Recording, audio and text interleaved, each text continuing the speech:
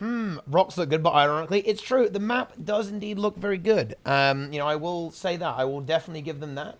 It looks very nice. It is indeed a very, very pretty thing. I like the way it looks. I think ArenaNet did a very good job with that. Right, I'm gonna have to go and I have to get invoice here, guys. I'm gonna have to do this. It's the only way. I'm just gonna go ahead and go into stream one here because this is out of control. This definitely needs. This. I can't handle this alone. I'm gonna need to actually bring in reinforcements to actually talk about some of this stuff here. Here we go. Nike has now been summoned. Hello. So what just happened? I mean, Yeah. it's so... I said it in chat, but I just don't understand how ANET is just so bad at this. Like, this marketing and, like, hype generation, they are just so bad. It's unbelievable. Like, the difference between, like, watching, like, the Path of Exile, like, League announcement where they show you, like, every cool thing in, like, as short a period of time as possible. So you're like, oh my God, oh my God, oh my God. And then this where it's, like, the literal opposite. It's actually breathtaking how bad they are at showing the shit off. Well, okay, hear me out. What if they're not necessarily trying to build hype with this? Just to devil's advocate a little bit. Just to devil's advocate a little bit. They're trying to kind of keep people interested, right? They're trying to, have something there for the existing players. You gotta, if you want to keep me on the hook, you gotta have some bait. Gotta have some bait on the hook. This is you gotta chum the waters a little bit. And if we're gonna keep the fishing metaphors going, like, because you gotta do something. You can't show me a hook and be like, all right, hop on the hook. I'm just like, no, that's a hook, dude. Just a quick summary. The map is very pretty. It's very detailed. There's green jade. There's gonna be a debate about that. Maybe we'll talk about that a little bit later. It's very, very green. It's hyper green. You love to see it, guys. Okay, right there. But they decided to not show anything. Okay, so all of the map is completely hidden, all of the events, all of the NPCs, literally everything. So they did give us a pretty good tour. The map appears to be huge, and once again, like we saw with Ekavald Wilds, the sense of scale is really nice, I think. There are some massive structures, some huge structures about the place there. And, once again, I think they've actually done this. I think that these maps might be some of the best maps that ArenaNet has ever done, actually. Like, just by looking at this, they've really kind of gone hard on this. A huge amount of detail, all the textures, even the rocks. I mean, look, we actually had this moment in this stream. It's an amazing moment, right? Where, they actually zoom in on a rock just to show off, like, how good the rocks are. I mean, that's not a joke, guys. Seriously, a lot of people think I'm making that up, but that's not true. They actually did this. It does look stunning. They've done some really cool wizardry with the render distance to make it look like it goes on forever, right? Everything is pretty. The trees are nice. What I do really like is that they've increased the amount of foliage as well. I think some of the maps in Guild Wars 2 look a little bit weird because they don't have loads of plants about the place. But here, just like Grothmar Wardowns, there's a huge amount of just foliage and trees and stuff about the place. Like all that, you've got loads of flowers, right? And they look really good. I think they look really nice. Which is pretty cool. I'll give this map design a 9 out of 10. And I mean, they didn't show anything else besides the map design, so we can't really rate anything else. But yeah, 9 out of 10. Good map. Yeah. And I think there's the other interesting thing is that this map is a little bit different to most other maps actually that we've seen so far, in that the map actually is ahead of the expansion essentially. So I presume that at least it's halfway through the story or even after the story. Because what they said is that when you start joining the map, right, it will give you like a little warning saying, hey, you might get some spoilers if you come here because it's in the future relative to some of the other maps. Now, there might be other ones, so that it almost might be like the Living World, right? So you move through the maps and they each have like a different time within them or something like that. But yeah, do you think they're revealing the maps in the order that we see them in the story?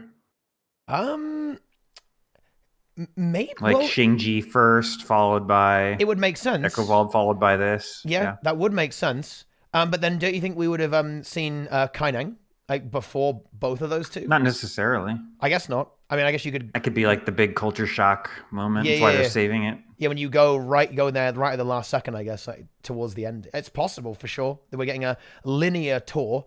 But I mean, wouldn't that mean that all the other like hype streams are just going to be like going around a completely empty map though? You know what the coolest thing they showed was that when Kirk took falling damage, he like the UI faded in, and then when he went out of combat, it like faded out. And I wonder if that's a setting that we're gonna have. It's already in the game. Where like it's already in the game. Yeah, I did not know that. Show it in the game. it's the. So I know you can hide the UI, but I didn't know it like. Yeah, I think if you have like the dynamic UI, you can make it do that already. Yeah, if you have like the dynamic HUD stuff, yeah, if you just turn it all off, and you can have show only in combat, right? And you can just make it appear. You guys act like you all knew that. Yeah, please. But yeah, it's pretty cool. These keyboard turners in chat think that they knew all about that before you showed it. Oh my god, dude, the chat is getting destroyed right there. Yeah, I think they had the UI off because they knew they weren't going to be showing much gameplay, so it doesn't really matter. But they also maybe weren't a big fan of accidentally dropping the Catalyst mild rework right there. They probably didn't want to show that, I would imagine, and they kind of accidentally leaked it last time.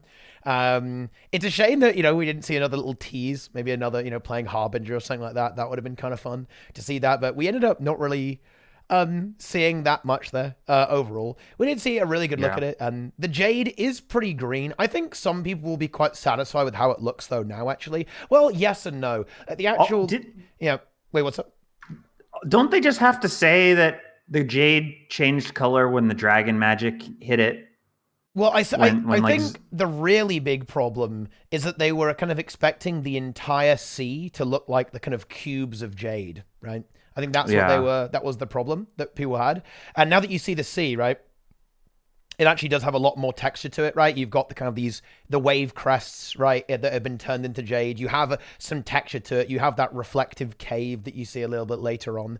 So I think this should sate people. I think in general, people are not happy about the way the cubes look, like the jade that's getting mined out looks a little bit unusual. Although, I don't know, I almost feel like it's intentional. Isn't it supposed to look a little bit weird, a bit out of place? I think Cantha in general is supposed to be like, ooh, this is not quite right. It's not nothing like we're used to in the rest of Guild Wars 2. So I think the Jade being a little bit weird, a little bit like, what is that? It looks a little bit out of place almost, is maybe even intentional. It is very, very green. And it almost has like a glow to it. It almost has a glow. But again, this Jade is supposed to be filled with dragon energy or whatever. So it has been modified since Guild Wars 1. And some of the Jade actually still is, in the normal color, right? They go to this cave towards the end, and you see this, this kind of like blue, more turquoisey style thing underwater there as well. So I think they've got a lot of variety in the way they're taking it, but I don't know. That cave is got ERP written all over it. That is a place to go on dates. Yep. You go on your boat, you park, and you're just like, let's put on some music. Yep. There's going to be some serious e-dating going on here. Do you think they would ever change the the Jade cubes to kind of sate the community, or is that not no? If we're just gonna have to deal, they're just gonna have to deal with it, or what? I mean, if that's enough to make you quit the game, get the fuck out. If you're gonna quit the game over the way those blocks look, hit the bricks. See ya. Have a good one. Nice knowing you. Peace. Yeah. It's an interesting one because I do think Cantha almost has more pressure on it than any other expansion because it's probably one of the areas that people are most hyped about to see. So when it doesn't quite meet what people were expecting, I think I understand people being a little bit like, whoa, what the fuck, right? What the hell is going on here? But on the other hand, I do actually think it looks pretty solid. I don't have a problem with it myself personally. With the way the Jade actually looks, I think people say that it doesn't really feel like it. It fits in with the graphic style of the game. I think that's not necessarily true. I think it fits with the graphic style of the game. It definitely looks pretty otherworldly, right? A bit like Tiberium from Command and Conquer, actually, in a way. Yeah. It does look a bit like it's kind of weird, right? But I think it's actually funny, does make sense within the context I'm pretty of the game, sure right? that Kainang City is going to also not fit the other art design of the game. So get ready for that if this is worrying you. it's gonna be like Neon Tokyo, Oh, yeah, like yeah, Shadow, like Blade Runner. I think it will be very So get curious to ready. see people's response to that, because you're absolutely right. They haven't really showed this off that much, but yeah, in a lot of the teaser and promotional material for End of Dragons, it has been shown that it is this, it is a little bit, steampunky, right? It is a bit futuristic, compared to what we're normally used to, like the kind of fantasy setting. It's a bit more. There's a lot of technology going on here, more advanced than the civilization that we have in kind of like the main game area. So there's probably going to be a bit of a shock there for a lot of people. It's not going to be like Guild Wars 1. There are going to be elements of that. There are influences. We've seen, influences with the Kurziks and with the Luxons. But hey, look at this giant mining robot, right? Like, why is no one pointing out the giant mining robot, right? Like, that's pretty wild, considering like what we're used to in the game. Although I guess we have seen really big concerts like this. I guess Scarlet made like a giant drill to blow up Lion's Arch, I suppose. But still, it is pretty interesting stuff. We'll have to see, the direction they go in there with Cantha. But yeah, I mean, it's funny because I thought people were kind of memeing about the Jade being too green. I thought it was actually like a joke, but it's actually serious. There's a lot of people who really don't like it. But I guess they're just gonna have to deal with it, because I guess it's toxic probably, fandom. It's probably a little bit too far along for them to really change it at this point. I mean, I'm not sure if they would, even if they wanted to, I guess. Jello? I think when it comes to, and I have some perspective on this, like for my job, but like when it comes to a work of fiction, like you have to have some suspension of disbelief.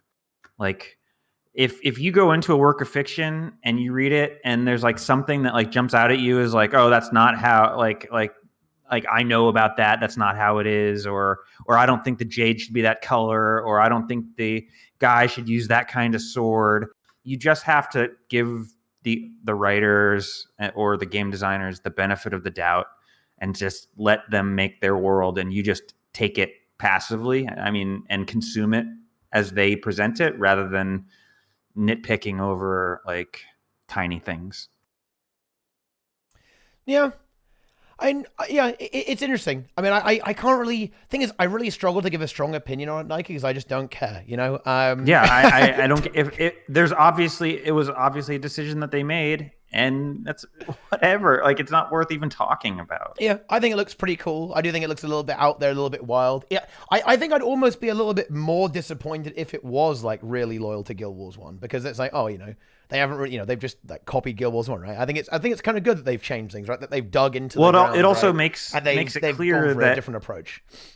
Yeah, it also makes it clear that the Jade, because then the question, if like Jade suddenly in this game had like all these magical powers and didn't look different, people would be like, well, why didn't they just use the Jade for like fuel in Guild Wars 1? Like why didn't they notice that the Jade had magical powers then?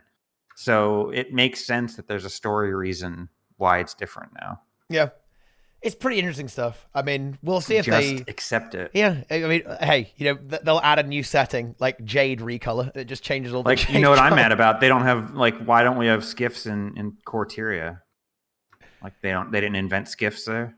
But yeah, we never came up with boats, dude.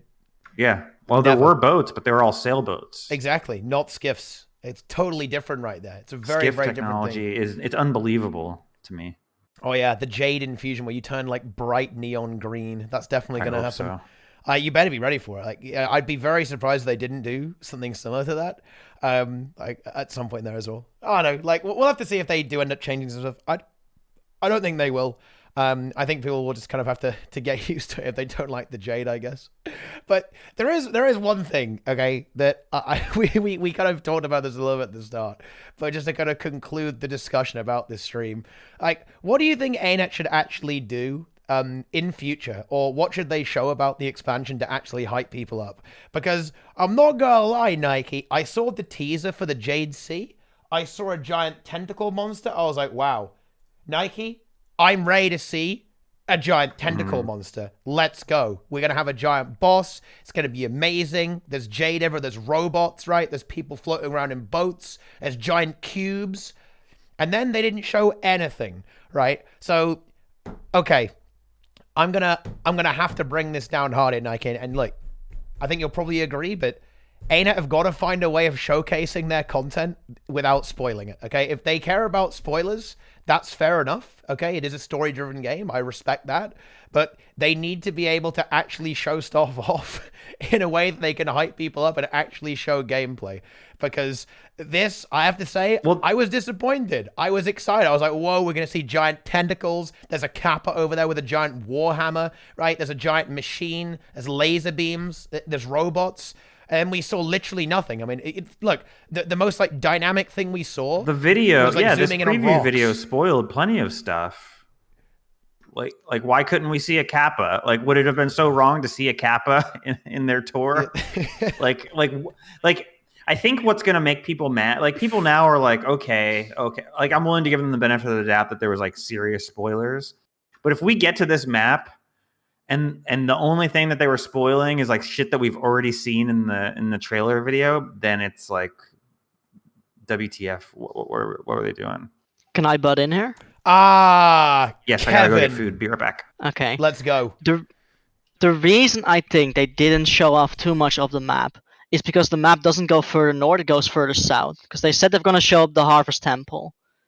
Do you legitimately think they should spoil something like akin to Dragon's Stand in a trailer or in a preview? Because I legitimately think this is the final map of the expansion, and the meta is going to be us either confronting the dragon or confronting its main champion. Well, no, I'm not saying that they shouldn't spoil stuff. I'm saying that they need to be able to show something, right? They need to be able to show like strike missions. They need to show like a boss or like something going on in the map that doesn't spoil. There's gotta be something that doesn't like completely spoil. I mean, maybe I'll get there and I'm like, whoa, every single NPC in the entire instance actually would have spoiled this.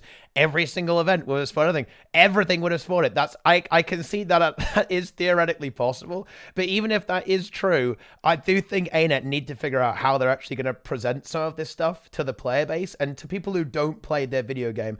I don't think that's what they're trying to do here. I think a lot of this is more like, kind of like cool loyalty bits, right, for people, right? Like, like take a look at this, like, kind of how a little bit of a tease, right? I think it is definitely a teaser, is what they're going for here. But they've got to be able to hype stuff, right? Like every other game does this. Every other game recognizes that the industry like works off excitement. It works off hype. They've got to fix it, right? Because right now, dude, seriously, imagine if you were a non-Guild Wars 2 player and you stumbled upon this stream, okay? You would probably think, what? It would actually become a meme, right?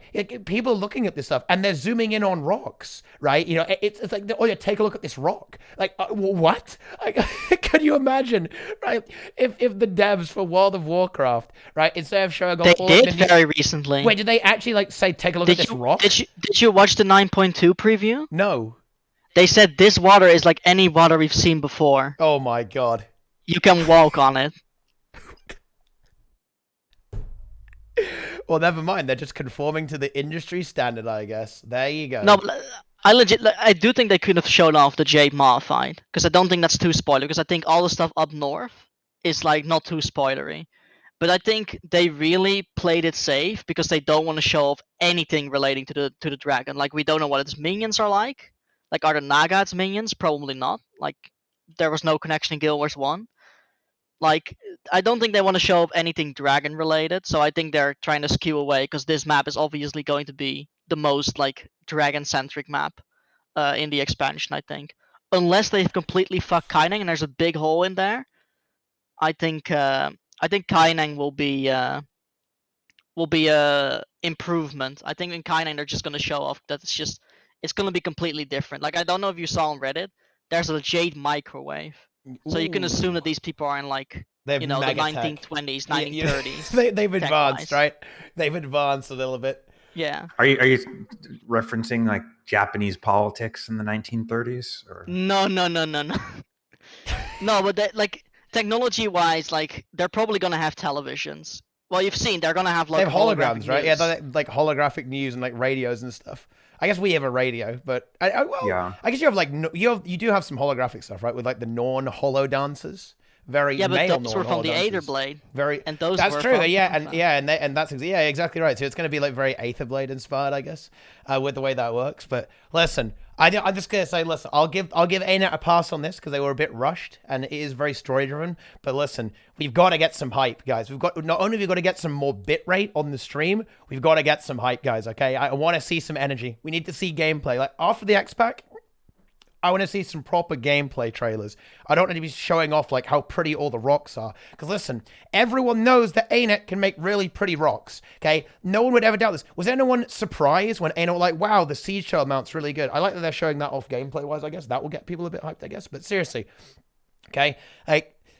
I don't know. I'm just, this kind of stuff, it just makes me a little nervous. Makes me a little sweaty. Okay, boys. Because it's like, guys, come on. Please. Like, come on, instead of like give us some doing energy these like the problem is like they're doing like these big picture things where like, let's show you the whole map, but oh wait, we can't show you the whole map because we'll spoil everything. So we'll hide everything and just show you the map.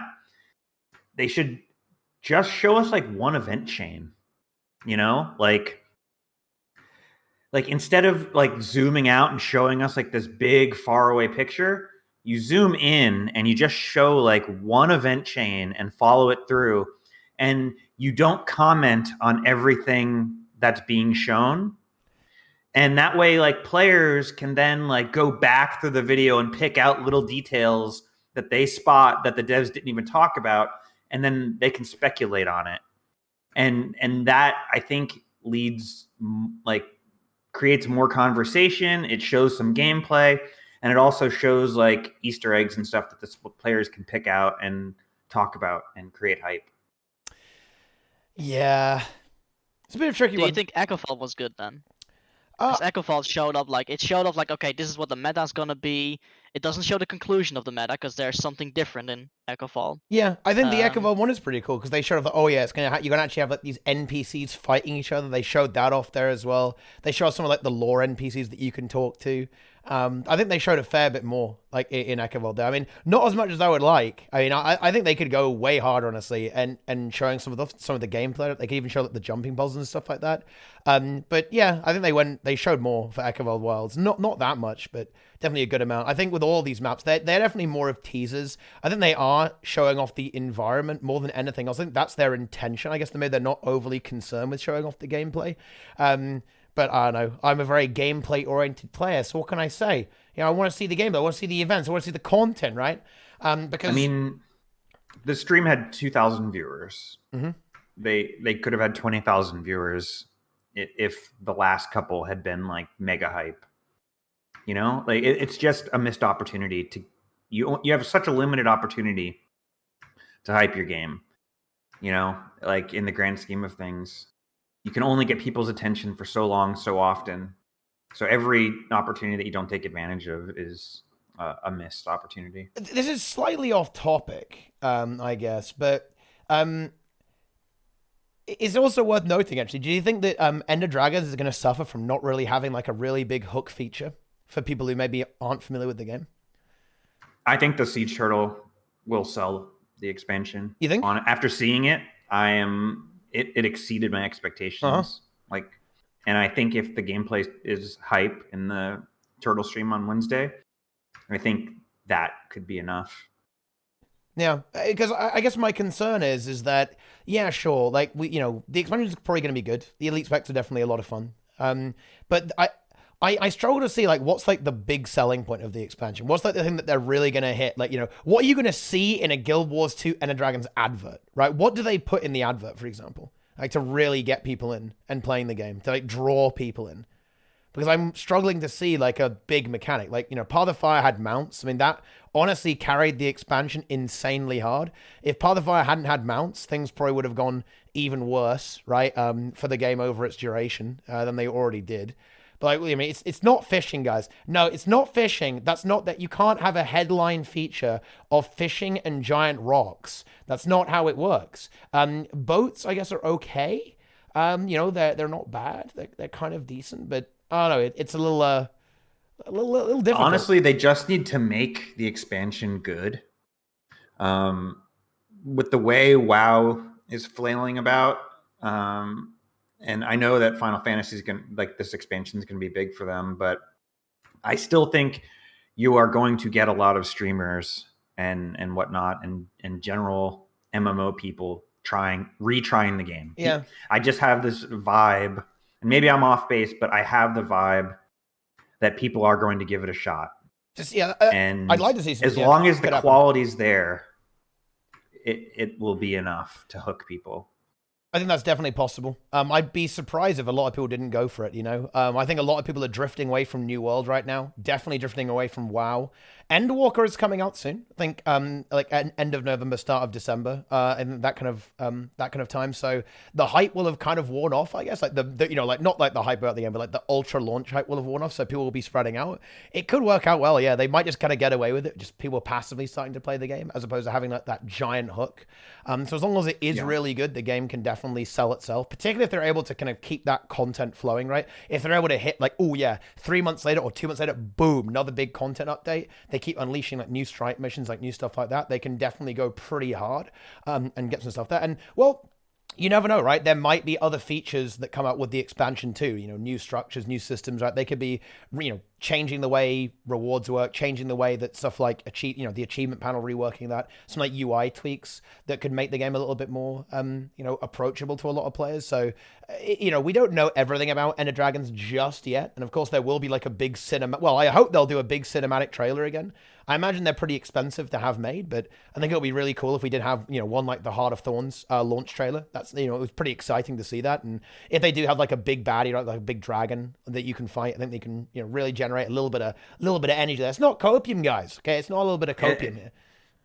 Like cinematic trailer is so important. Like it's going, oh, it's too expensive. That's penny wise, pound foolish, in my opinion. Like, I don't know, but I just don't think it needs like this huge. I think like the big, like, what is this expansion's big feature? That's definitely something to excite existing players. You know, like we're all jaded, cynical Guild Wars 2 players. We need that big killer feature to like make us to get our attention. But like WoW Andes that are just like floating around hopelessly looking for a quality game to play. As long as the game's quality, it might be what they're looking for. Yeah, it's possible. I think it's the exact opposite, in my opinion. I think new players will kind of, you know, try and look for the flashy stuff, and existing players, you know, they know what ArenaNet's capable of. They know that the content will be this, and this.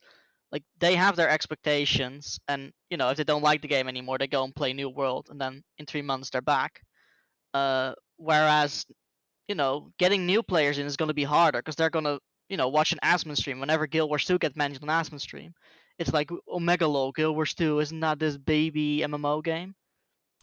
Yeah, like, I think it's harder. I think that takes a really long time to change, though. I mean, didn't it take like 5 years for Final Fantasy to become relevant again?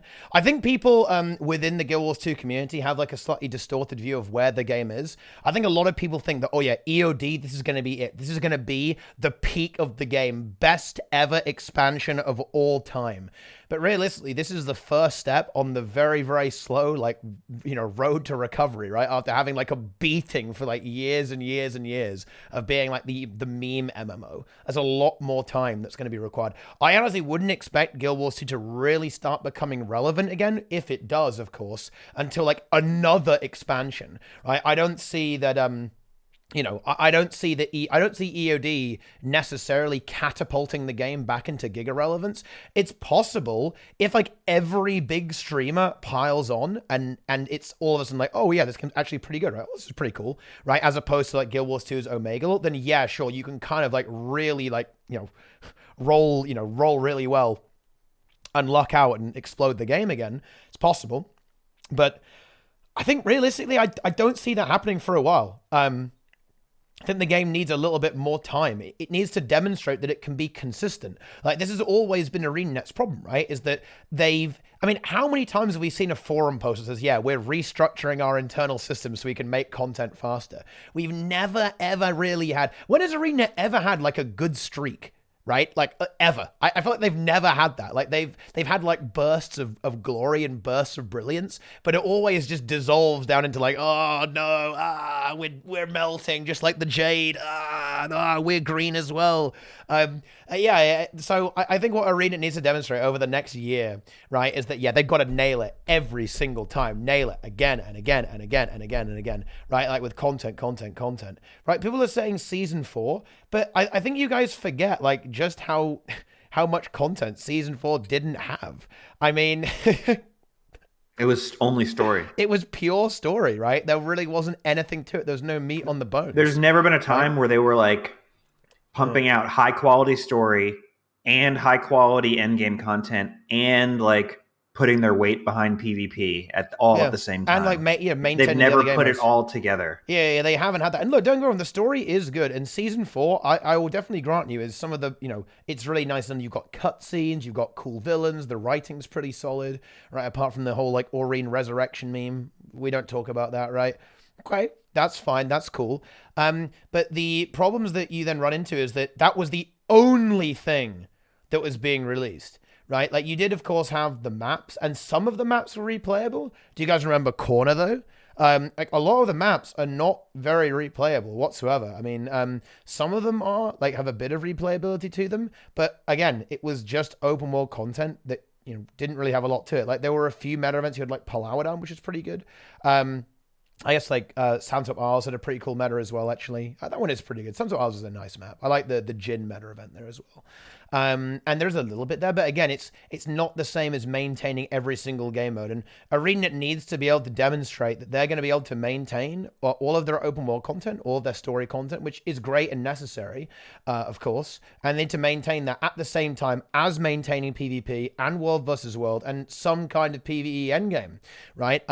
Because I'm sorry, you aren't going to get these kind of like long-term players to build momentum in the game and like really powerhouse it into relevance again, unless you actually have got some meat on the bones, right? Look at the games, guys. What do people want to see? Yeah, like people get excited by stuff like raids. People get excited by stuff like PvP tournaments, right?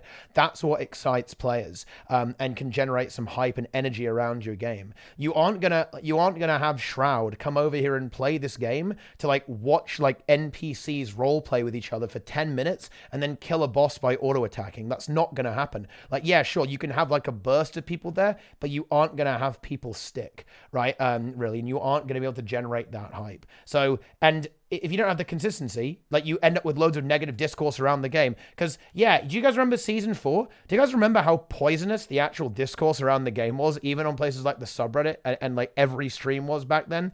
It was very, very poisonous, and that's not a good look. Because one of the first things that people do when they're coming to look at a game, they might Google it, right? They might look on the internet and see what people are saying about the game, right? And if people are saying, oh yeah, this game is dying, there's Z content, you get like 2 hours of content every 3 months, dead game, it's not a good look, right? And if you want to avoid that, then you have to actually have a positive discourse around the game. And that needs to be stuff like replayable content, end game stuff, right? Things that, generate hype around the game, that keep people engaged for long periods of time, like constant new rewards, new systems, refined things, alliances, right? And look, they've got it lined up. They've got alliances. They've got a new mount. They've got these giant new maps. They've got the story, right? They've got a balance team coming for PvP, with CMC, going to be handling a lot of that, right? Helping out PvP in World versus World. The ball is very much in ArenaNet's court, but they've got to connect it, right? They need that consistency. They've got to be able to hit all of these things for a good amount of time, because honestly, they've had a tough time doing that so far. Like with any luck, they've got some new leadership structure. They've got some new, Step one, first people impression. at the wheel. Yeah, and you're absolutely right. First impression is important, right? They need to come out when the new swinging. people fire up Path of Fire, Yeah. or Path of Fire, End of Dragons. They need to be having fun quickly. Yeah. and go, okay. And because, like, I don't know about you, but when I logged into the beta, the first beta, and started playing Guild Wars 2, I was like, holy shit, this might, like, this is the game for me. It was. You get in there immediately, right? Like, I want to, like, if we need the new players that are going to, and even this, especially the streamers that are going to be giving the game a chance to have that feeling. And so first impression, very important. I think the Guild Wars 2 has a big advantage there, because it does tend to kind of throw you in, you know, I mean, we meme about the onion farm in Queensdale, but you know what else is in Queensdale? Shadow Behemoth, right? And I really hope that they go pretty hard on the scope of some of these events. They just like, boom, drop you in there. You're in there in Xingjie. There's like a giant thing that you've got to fight, right? Like a massive monster. That's something that the game does really well. These big, massively multiplayer open world fights. And I think they can do the same in the story, right? Like, let's get some spectacle fights in there, right? Get some proper like giant encounters. Like everyone's going crazy, like massive bosses, right? Massive fights. And I think the environment design is definitely going to wow people. It worked with New World, right? Like one of the reasons why I think New World was so popular and still is, and why people stick around that game is because it looks fantastic. It's absolutely visually stunning, right? And the fact that you have these huge scaled environments, I think is really gonna. I'm feeling very good about this, like in terms of the way that the game is actually looking right now. Looking at Akavald Wilds, Xingjie, and Jade Sea, particularly Jade Sea actually, and Xingjie actually, is that there is so much scope here. It's a massive world, right? And I think that's what people are really looking for. They're looking for this giant, this massive environment that they can kind of get lost in and explore. So hopefully they've hit both things here, right? Because Path of Fire did exploration really well. Heart of Thorns did action really well. And I'm very much hoping that they've combined the two of these together and we have action and exploration. They've got the mini dungeons, but I also want to see like a massive, like giant tentacle monster, right? It's going to hentai you, right? And boom, you can shut it down. And hopefully the meta event is suitably epic in all the other maps there as well, to like really get those new players really excited with it. You don't want to start off too sedate, right? You've got to hit it. You got to hit both. And I know it's like, wow, Teapot, you're really you're really giving ArenaNet a high bar. Well, listen, okay, they chose to develop an MMORPG. Turns out it's really hard, very, very difficult to do that. And even worse, they're kind of on the back foot here. This is what you've really got to bear in mind, guys. Like the ArenaNet are on the back foot. They have got to come out swinging here. They've got to say, yeah, we're better than New World. Yeah, we're better than World of Warcraft, better than Final Fantasy, right? All that kind of stuff. They've really got to do this because their reputation is not great. They can push certain thing like Guild Wars 2 has still, despite all the attempts that others have made to beat it, still has the best world PvP. Yeah, World v World is still better than any other MMO that's tried it before or since. That should be something they lean on in their advertising. And the fact is, it has the best arena PvP too. Like of any MMO, like and like with the tournaments, automated tournaments, and the fact that you don't use PvE gearing, it's the most fair PvP experience too. They need to, and that attracts a totally different sort of player. Those things are things that I don't think the greater MMO community knows about, but should know about, because they would be receptive to it. People don't know about raids. They could even mention the raids. Yeah, the raids are like, they're not like the hardest raids, but they're high quality, high like development investment in them, and they could push that too. Like it's for sure something that, like, don't just show foliage and rocks, you know, like there's things that will excite the greater MMO community. Yeah, and you're absolutely right. And I think, you mentioned raids, but think about the fact that this is a unique advantage that Guild Wars 2 has, right? Like, I think Final Fantasy does this as well, actually, because you have like a bit of scaling going on there. But all of the raids in Guild Wars 2 are still relevant, right? All of them. So even though, if you look at the raid per year ratio, it's not looking good, right? If you're a new player, you've got a lot to chew on. If you actually buy the raids, you've got what, like 23 total encounters, I think, or something like that, across all the raids. It's a lot, right? Particularly when you add on the challenge mode there as well. There's a lot to chew on, and that's an advantage that the game has that they could definitely lean into. There's a lot of really good things gameplay wise that ArenaNet don't really hit in a lot of their marketing beats, or ever really, to be honest, right? That they could. You're absolutely right. Hit world. The horizontal progression and the no gear grind was something that they hit on really hard before the game do it again launched. Oh yeah remind people that, because why are people pissed at WoW? Because their fucking progress, they're like the gear treadmill all the time. It's worse. It's like every expansion it gets worse and like more irrelevant, and beat the drum again. Oh yeah, I completely agree. I think they really, because right now this is you're absolutely right with WoW. A lot of the things that people are a bit upset about with WoW is that a lot of the systems are kind of pissing them off, right? They're systemically being annoyed. This is in Battle for Azeroth and now in Shadowlands as well. So let's get the reputation of Guild Wars 2 being the MMO that doesn't have all that annoying shit in the other MMOs, right? You know, like it takes it away. And they can also change the narrative. Also, they can go like skill-based progression rather than gear-based progression. Like, do people actually want that? So that, like, because I think if you'd make it like Sword Art is a meme in chat, but like he's like, haha, you're just advertising the game as casual. Like, well, on one hand, yes, that's not a bad thing. But also, too, it did in 2011 and 2012 have the negative effect of attracting like a very like lazy keyboard turning, skill clicking onion farmer. Onion farmer player base. But if you do go back to the horizontal skill based progression thing, you can resell it as like your gear won't carry you, your skills will, like, sort of thing, and that can be a selling point.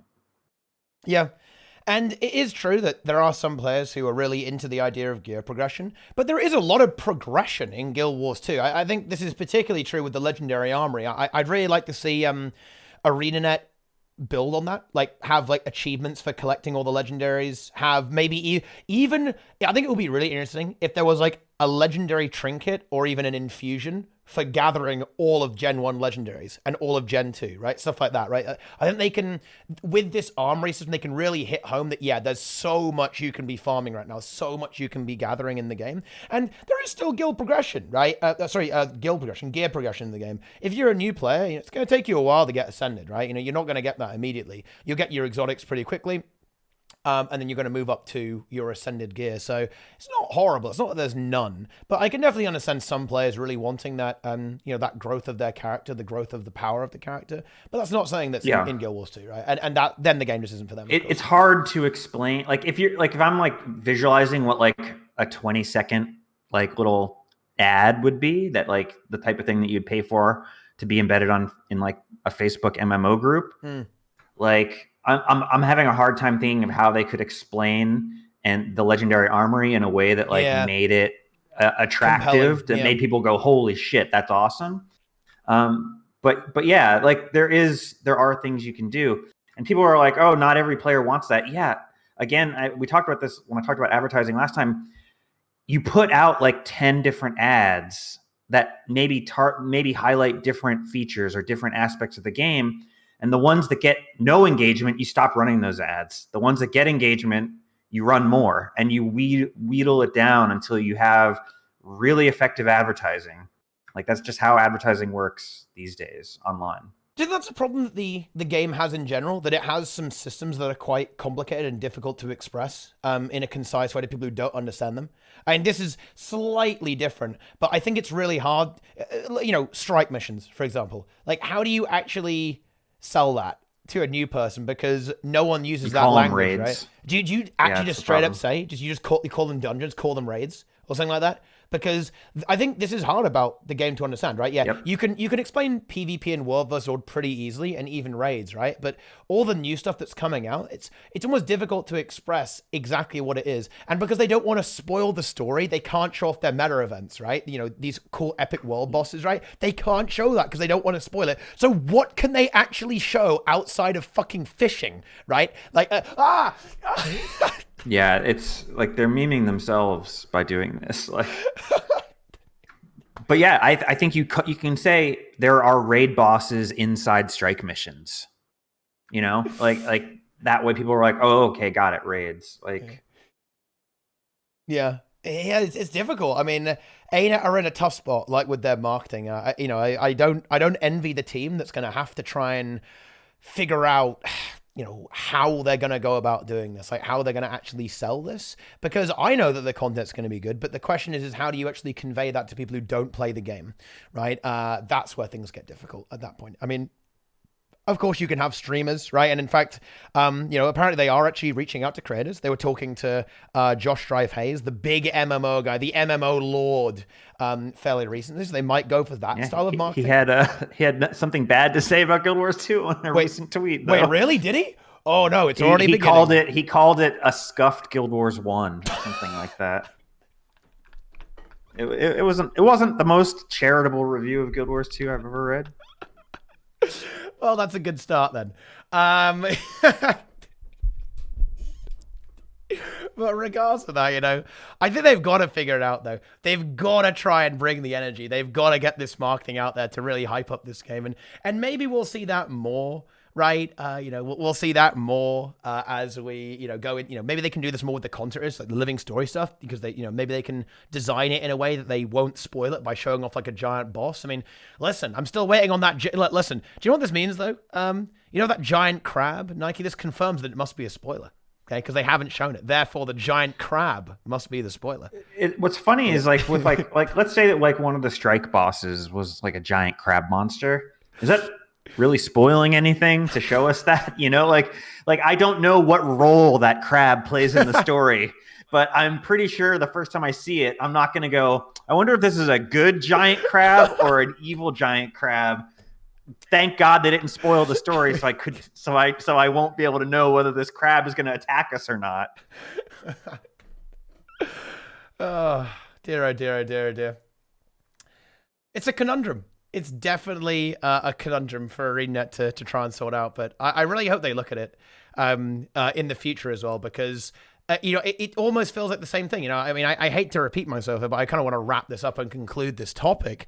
It's just that I feel like everyone who plays the game knows everything that's good about Guild Wars 2, but everyone who doesn't play the game has no fucking idea. Like, you could probably ask most people about Guild Wars 2, they wouldn't be able to tell you that raids even exist. They wouldn't be able to tell you, like, what a fractal was, right? Or, like, that kind of, what is that? Like, are there dungeons in the game? I don't know. Like, you tell me. I thought they quit dungeons on launch. They never made another dungeon ever, right? Okay? People don't know about fractals. People probably barely even know about world versus world because you never fucking hear about it. Well, Alliance is great. That will help with that. To be fair to ArenaNet, big credit to them on that. Alliances should be super hype, and people are excited, right? That when we were at the Alliance test last time, I think I had like 2.5K viewers.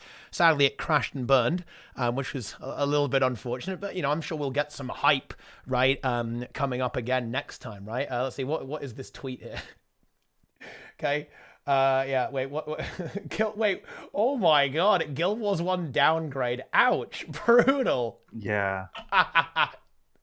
But anyway, yeah, it's a pretty interesting meme, like what they're going to handle here, because I think that all the good things about the game are just so buried deep that they need to get them out there. They've got to find some way to communicate these systems and translate them into a language that people will understand who maybe aren't familiar with MMOs or who have played other MMOs, right? They've got to be hitting that world PvP, arena PvP. They've got to be hitting raids, bosses, right? Dungeons, open world, massively multiplayer. I really want to see them lean into the massively multiplayer as well, because look, I don't know if you played many other MMOs recently, Nike, but I feel like MMOs aren't even MMOs anymore. Like, you wait in a lobby, right? You wait until your dungeon queue pops, teleport into a dungeon, right? And then you rinse and repeat, right? There's not a lot of Sounds actual... like Diablo 2. There's not a lot of MMO going on there. And this is something that Guild Wars 2 actually does better than most other games in this regard, because it just has so many players like swarming around all over the place, right? They should be hitting that and saying, yeah, this is a true massively multiplayer experience, right? Like, yeah, oh yeah, you want to fight a giant crab with 50 people? Yeah, you can fight a giant crab with 50 people. Like a giant snake, right? Ooh, we've got you covered, right? Like, have that massive open world experience that they could lean into there. So I want to see that out there. Like, stop advertising that I can go and like live in the fucking grove, right? And fish. Lean into world PvP. Like I don't care personally about World v World, but I know it's a fucking selling point, and it's marketable. Like, when you're the best, like when you are the best at one particular thing, you lean into it, like, even if it's not necessarily the thing you wish you were the best at, you still lean into it. Hell yeah. It's some good stuff there as well, and it is interesting, right? I definitely think that the open world stuff is definitely where the game truly shines, right? It's stuff like world versus world and open world. That's where it's like, yeah, this you're not gonna get this anywhere else. I think there probably are a few other games. That's probably not quite true. Before people in the comments like, oh, Teapot, this is another open world game. Yeah, blah blah blah blah. I'm sure. Okay, but this is definitely a big selling point, right, for the game, is that you have this open world experience for both PvE and PvP. The instant stuff, it's great, right? I think that's definitely the icing on the cake, right? You can have it. Instant content allows you to be a bit more hardcore, right? Because you can select the pledge, you can tune it more aggressively, right? You can make it challenging, like the challenge mode strikes. Another great selling point. They should be hitting that there as well. It allows you to have perfect balance, right? Because obviously world versus world is, there are going to be some unfairnesses there, but in PvP 5v5, no gear, pure skill, nothing else, right? The only thing that matters is how well you play, right? Or how many necros you stack, I guess, in the current meta, but still, there's a lot of skill in there as well, guys, okay? There's a lot of rotation going on. Many top streamers have tried the game and then leave the game. I think there are multiple reasons for that. I think that's because other things came along. I think people view Guild Wars 2 as as the interim game. You just play this while you wait for something else to come out. But I think people will come back to it. I mean, Staysaver said that he's going to come back to the game at some point. But I think sometimes people have a bit of a bumpy ride, a bit of a bumpy start. I think the new player experience in the game is ironically very bad, considering it's a casual game. It's not very well refined, not very well directed, to be frank.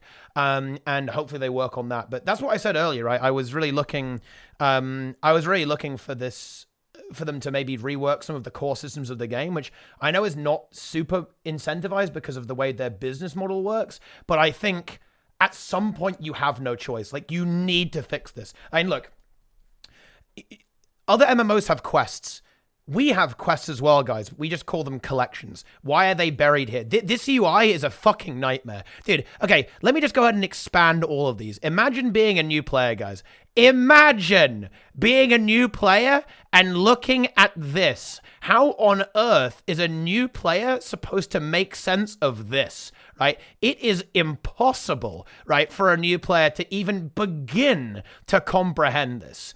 Okay, there should be a much better and much more streamers. There's a huge amount of content, right, for new players to get through and explore and complete, right? These are quests. Let's not mess around, guys, right? Look, it's like find these things, like do little things, right? Complete the map, right? This is a broad, loose form of a quest, right? Is what you have here with all of these collections and stuff.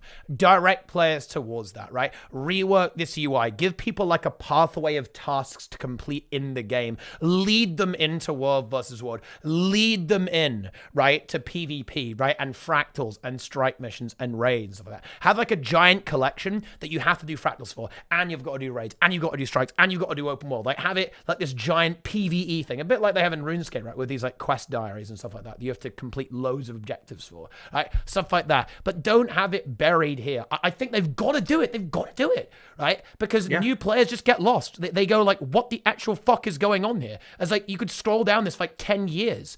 This is just, at the start of the game, it's fine. But now you've got a squillion maps, a billion dailies, a billion achievement categories. It's too much. Yeah, I don't know what the right answer is, because like Guild Wars 1, you got the books, right? And it was like, okay, you do all the dungeon books and then you turn it in. If each of one of these things was a book, that's way too many fucking books. You can't have, your inventory would be full of quest books. Yeah. Or, or collection books. Like, you can't have that either. So I'm not sure what the right way to handle it is. The problem is they like really painted themselves into a corner by making this many achievements in the first place. This is the game is just kind of old, right? And the problem is that it all stays relevant. That it's the blessing and the curse of Guild Wars is that none of it ever goes away, ever. If you're looking at, say, a game like WoW, all the content from everything previous is kind of irrelevant. You can go back and do it, right? But it's not that important. Really, you don't have to worry about it. You can, go back and complete the old raids if you want to. Yeah, you can go and complete the old dungeons, but you're just going to one-tap everything, right? It's not the end of the world. But in Guild Wars 2, everything they've ever added is still relevant, right? Like, it's all here. They can't just say, oh yeah, let's shuffle that away. It's not important anymore. No, because it actually is. You have to play through all of it. It's pretty wild. And yeah, I know they're not exactly like quests, guys, but they kind of are. A lot of them, particularly collections, right, are very like quests. Achievements are obviously achievements, but a lot of this stuff, like, that involves collecting items, this is literally a quest, right? Stuff like the Griffin is literally a quest. Skyscale is just a quest. Aurora Vision, right? And all of the, the stuff that you're going to find here is all like that. But yeah, precursors, right? Whatever. Like these are all just quests.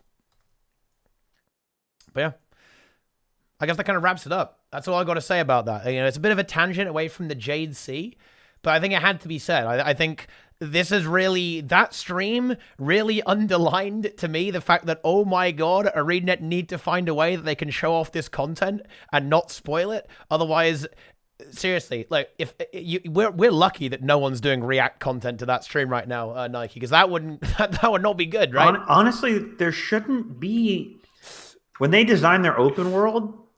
Yes, like if like the spoiler is, oh, this gang A is in this map and gang B is in the other map, that's a spoiler. Like that's a weak spoiler, but there shouldn't be like stuff that's going to ruin the story for you in open world.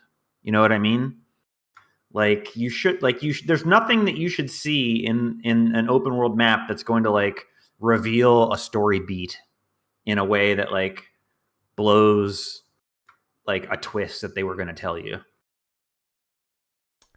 Yeah, well, I mean, I would hope not. I mean, I hope they are. Like I'm stretching my mind to think of something in Path of Fire that you see in the open world that like ruins the story for you.